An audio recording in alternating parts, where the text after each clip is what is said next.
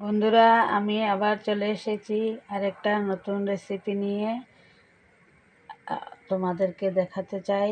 আজকে আমি বানাবো নিরামিষ আলু বড়ি দিয়ে তরকারি বানাবো। তো এখানে কড়াই গরম হয়ে গেছে, আমি তেল দিয়ে বড়িটাকে ভেজে নেব। তো দেখো, বড়িগুলি খুব সুন্দর, একটাও ভাঙ্গা না, সব একদম গোটা গোটা বড়ি।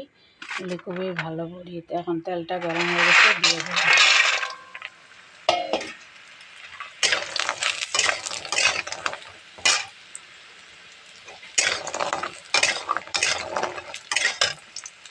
বড়িগুলি আমার ভাজা হয়ে গেছে, এখন তুলে নেব। বড়িটা উঠায় নিয়ে এসছে, এই গোড়াইতে আমি আলু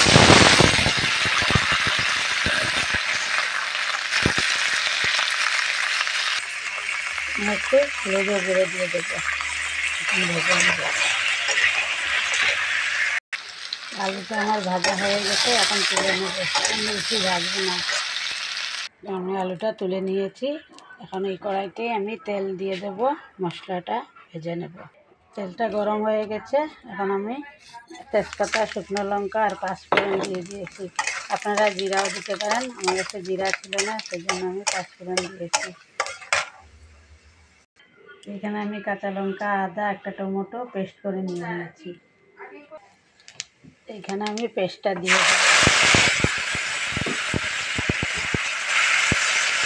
এখানে আমি এখন হলুদ গুঁড়ো, আধা চামচ হলুদ গুঁড়ো, 1 চামচ ধনের গুঁড়ো, 1 চামচ জিরের গুঁড়ো দিয়ে দিলাম। এখন মশলাটাকে কষিয়ে নেব। আমি হলুদ গুঁড়ো অনেক কম দিয়েছি, কেননা সানরাইজ হলুদ গুঁড়ো অনেক ভালো, সেটা অল্প দিলেই অনেক কালার হয়ে যায়, এই জন্য আমি অল্প দিয়েছি, আধা চামচ। সানরাইজের সব মশলা, হলুদ গুঁড়ো সবই ভালো। এখন এখানে আমি এই মশলা করা ইয়েটা দিয়ে দিব, মিক্সচার মেশিনটা দিয়ে এখন মশলাটাকে কষাবো। মশলা থেকে তেল বেরিয়ে আসছে, আলুটা দিয়ে দেবো।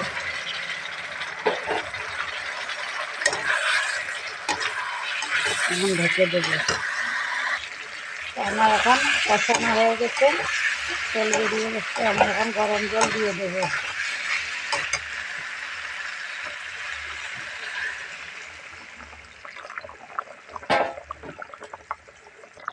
আমি এখন বড়িটা দিয়ে দেব। এটা বিউলির ডালের বড়ি।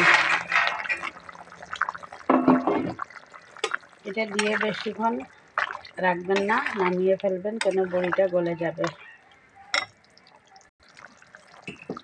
এইখানে আমি অল্প ভাজা জিরের গুঁড়া দিয়ে দিচ্ছি। এখানে অল্প ঘি দিয়ে দিয়েছে। আপনারা থাকলে দেবেন, না দিলেও হবে।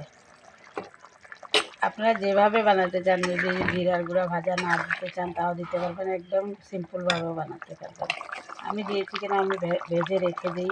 এই যে আমার হাতে বানানো গরম মশলা, গরম মশলা দিয়ে দিলাম। আচ্ছা, আমার রান্না কমপ্লিট হয়ে গেল। আমি এখানে 2 কাঁচা লঙ্কা চিড়ে দিয়ে দিলাম, এটাতে সেন্ট আসে ভালো, ইয়েটা গন্ধ হয়, ভালো হয়ে গেছে। কাঁচা লঙ্কার গন্ধটা খুব ভালো হয়।